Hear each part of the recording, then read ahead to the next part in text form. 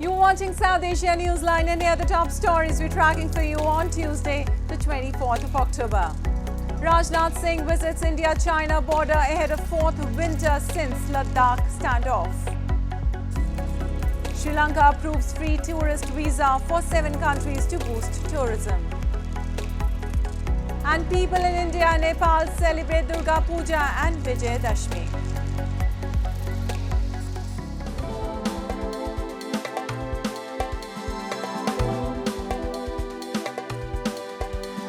And now for all the details. Keeping up with tradition, India's Defence Minister Rajnath Singh on Tuesday celebrated Vijaydashmi with security force personnel stationed at the forward post in India's Arunachal Pradesh bordering China.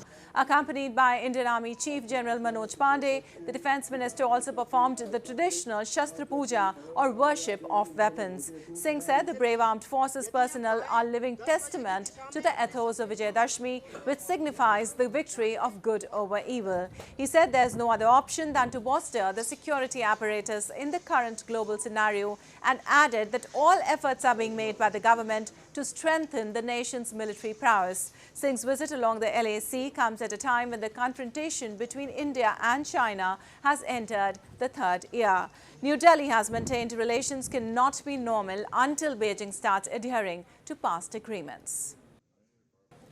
And on the occasion of the 78th United Nations Day, Indian Foreign Minister S. Jaishankar on Tuesday reaffirmed India's commitment to the UN and its charter. Taking to Platform X, Jaishankar emphasized the significance of reformed multilateralism, fosters fairness, inclusivity and multipolarity, and stressed that a more purposeful UN will deliver on the aspirations of the global south. The UN Day marks the anniversary of the entry into force in 1945 of the UN Charter. The day offers the opportunity to amplify common agenda and reaffirm the purposes and principles of the UN Charter.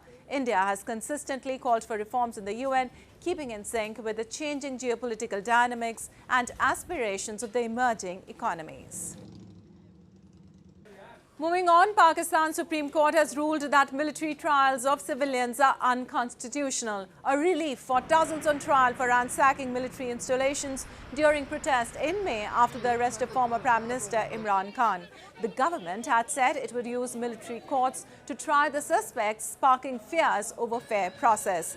But the Supreme Court, in a short order on Monday, declared that such proceedings under the Army Act would be of no legal effect, with trials of some 103 people to move to civilian criminal courts. The suspects have been in custody since May. The decision to use military courts was taken by the government of Khan's rival, Shehbaz Sharif, who has since completed his term in August and handed over to a caretaker government that will oversee an election slated for January.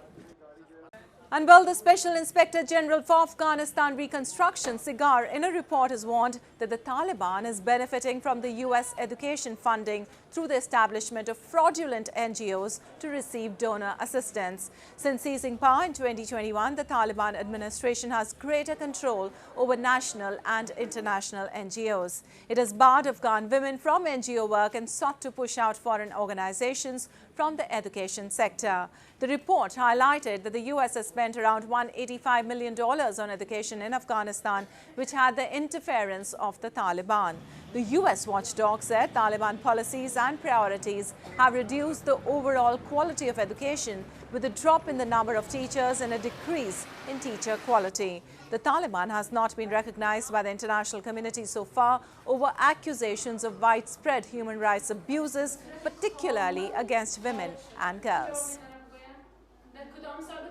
And moving on, 2 trains collided in eastern Bangladesh late on Monday, killing more than 16 people and wounding several others. The incident happened as a freight train smashed into a passenger train from behind in Bhairab, about 80 kilometers northeast of the capital, Dhaka. The death toll was likely to rise as rescue operations were ongoing, a senior official of the Dhaka Railway Police said, adding that initial reports suggested that the freight train broke the signal leading to the tragedy. Authorities have launched a formal investigation. Train accidents are not uncommon in Bangladesh, mostly attributed to unsupervised rail crossings, poor signaling and track conditions. আটকা ছিল কিছু জখম হইছে জখমে মানে আসলে চাপ খাইছে যখনই চাপা খাইছে তখনই মারা গেছে And in a bid to attract more tourists, Sri Lanka's cabinet has approved a proposal to grant free visas to travellers from 7 countries, including India, China, Russia, Malaysia, Japan, Indonesia and Thailand for 5 months. Foreign Minister Ali Sabri said the free visa travel has begun with immediate effect as a pilot project and will continue till 31st of March. The scheme is part of attempts to hit a target of 5 million arrivals by 2026. The country of 22 million people, famed for its beaches, ancient temples and aromatic tea, saw its tourism declining first by the COVID-19 pandemic and then by a severe financial crisis last year. But the tourism industry is seeing a turn around now, with Sri Lanka clocking 1 million arrivals by September for the first time since 2019. India is the largest source of tourists with over 200,000 arrivals, followed by Russia with 132,300 according to the latest data. And devotees across Nepal and India on Friday celebrated the auspicious occasion of Durga Puja and Vijayadashmi with religious fervor by performing prayers and rituals. Take a look.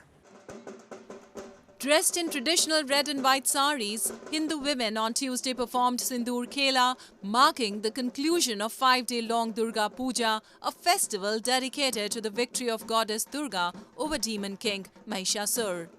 In a traditional ritual of bidding adieu, female devotees also offer vermilion at the feet and forehead of idols. A betel leaf is also touched to the face of goddess Durga, symbolically wiping off tears, as devotees believe the goddess is leaving her parents' house and commencing the journey towards her husband's abode. माँ हमारे यहाँ पे आती है 5 दिन के लिए, अपने मायके पे आती है, तो हम सेलिब्रेट करते हैं सप्तमी, अष्टमी, नवमी, दशमी। तो आज दशमी है, आज माँ अपने घर जा रही है, तो हम माँ को सिंदूर से विदा कर रहे हैं कि हमारे सुख शांति बने रहे, इसीलिए माँ को हम सिंदूर से और वरण करके विदा कर रहे हैं। Meanwhile, in neighbouring Nepal, people observed the 10th day of the Shrine festival by receiving tika and blessings from elders. The festival, which begins on Vijaydashmi, is considered one of the most auspicious in Nepal. Elders in the family smear tika, a mixture of vermilion powder, curd and rice grains on the head of their family members, blessing them for prosperity in life. It is believed any new assignment or campaign can be undertaken on the day of the shrine. On the 10th day of the say, we get tika from our elders, and they give us blessings, and they wish us for our good education, good prosperities, and many other good things. Well, that's all in tonight's edition. We'll see you same time tomorrow.